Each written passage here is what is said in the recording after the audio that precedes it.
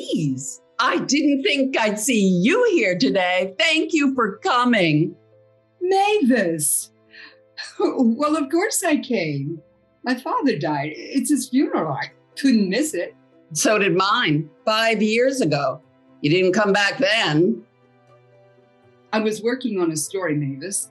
I was at the Capitol covering the protests. Well, thank you so much for coming today. Wow, that had to be quite the story. What's it been? 17 and a half years? Not that I'm keeping count, of course. Certainly not. I didn't realize it had been that long. So how are you? Oh, I'm getting by, you know me. Day in, day out, cog to the wheel, lamb to the slaughter. Life in Crystal Falls hasn't changed much, it seems. Oh, it must be one constant revolving door in the big city. Must be so boring to be back here in tiny Crystal Falls. Bet you can't wait to leave again. Battle Creek isn't that big of a city, Mavis. Well, it is to me. You have a train station and a highway and 2 funeral parlors. Chain of funeral parlors, actually. And I hear you have a spa too. Bet it won't be long before you get a Whole Foods. Now under construction. Been a long time. It's good to be back, though. Is it? Yes, it really is. And it's great to see you, Mavis. Really? How could you doubt it? You must have so many other things on your mind. The imminent arrival of $15 granola and organic produce. There's nothing like coming home, though. To the simplicity of Crystal Falls. Quiet Saturday nights. The simplicity, the quiet. I think you mean the boring. Nothing ever changes here in 17 and a half years, except we all look a little older. Imagine that. No, I don't need to. I lived it all 17 and a half years. Well, it can't all have been the same. I mean, didn't you leave that friend of yours? What was his name? John? It's Bob, Charlize. And yes, I left him and went back and then left him and went back again. Talk about a revolving door. But we have a stoplight now, so that's been exciting. Yes, I heard. You know, I bet you there's a lot fewer accidents now. You remember right after the first time you left Jim, he got upset, got drunk, didn't look, went right through the intersection and plowed the mail truck right into a mailbox? Yep, that's when we started to make noise. I heard you were responsible for that stoplight. You wrote all the letters. You were always civic-minded. Well, I'm not solely responsible, but I will take some of the credit. I wrote a lot of letters. I'm surprised that you knew about our news up there in Battle Creek. Surprised that you cared about our town. Well, I have my sources. And I do care about this place. And about you, Mavis. Yes. Sure. You cared so much, you never came back. Well, I know it didn't seem like it because I wasn't here, but I did care. I do care. And I know I wasn't here for your 3rd wedding or your 3rd divorce, your 4th wedding or your 4th divorce, but I sent you cards. Didn't you get my cards? I got 2. I married Bob 6 times and I got 2 cards. I sent you a card every time and I wrote scores of letters. You wrote letters? Yes, I wrote letters. Every week at first, and then fewer and fewer when you didn't answer.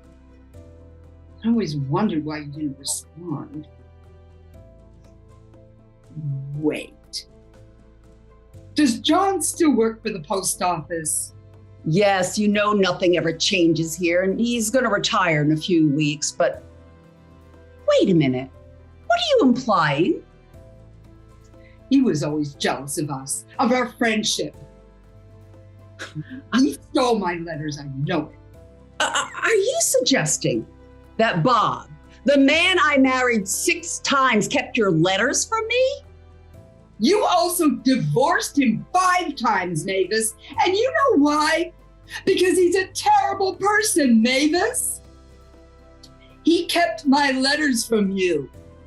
And after all the work you put into that stoplight, he got drunk and crashed your car right into it. I mean, doesn't that make you upset? Well, he's not always terrible. He's just moody. Anyone who deliberately keeps friends apart is not a great person, Mavis. Okay. Yes, he gets on my nerves, and yes, he drinks too much. But I'm glad that he kept your letters. Your cards always made me so sad. They were so fancy and so kind. I was more upset with myself for never leaving this shit town full of garbage men in one stoplight. I'm not like you, brave like you, making a difference, writing, traveling. And the whole time I'm just stuck here, marrying and divorcing Bob, and nothing to show for my life. You have a stoplight to show for it, Mavis. A stoplight that keeps people in Crystal Falls safer. It's nothing compared to you, Charlize. Did you know that I subscribe to the Battle Creek Gazette? I have read every article you've ever written. I cut them out and put them in a scrapbook. Well, scrapbooks because you've written a lot of articles in 17 and a half years. Well, I have, Mavis, but you've done a lot too. One stoplight isn't anything. Well, maybe not to you, but it's a big deal to me. And marrying someone like Dick 6 times, I mean, that takes strength and commitment. And I bet you that scrapbook is something to see. Scrapbooks, Charlize. Oh, whatever, Mavis. Look, give yourself some credit. I mean, waking up every morning, caring about people, thinking of others. And that's a really big deal. Why don't you leave with me? You could get a job at that new Whole Foods doing security, huh? Keeping people who want to buy their organic produce a little bit safer? I can't do that. I'm not like you. Bullshit. You've just forgotten how to be like me. I mean, we both grew up in this place together.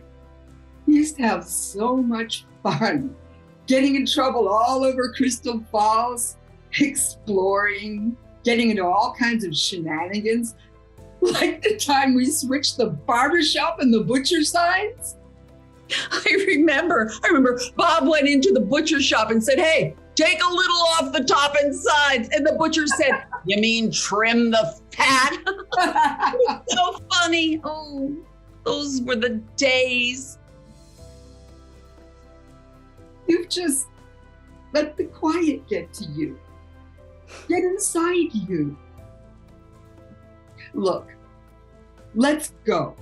Let's go, Mavis. Let's get in my car, tear out of the parking lot, go through the stoplight, and never look back. Leave Dick behind. It's Bob, Charlize. Whatever, Mavis. He must be used to it by now. Well, he practically slept through it the last time. You see? You just want to walk out of your own father's funeral? Oh, sure. He doesn't care. He's dead. Look, I mourned him in my own way last week when I found out he passed. And all this, just for show. Dad would have hated it. Hold on. What are you doing? We're going to get out of here. We're going to take Dad with us.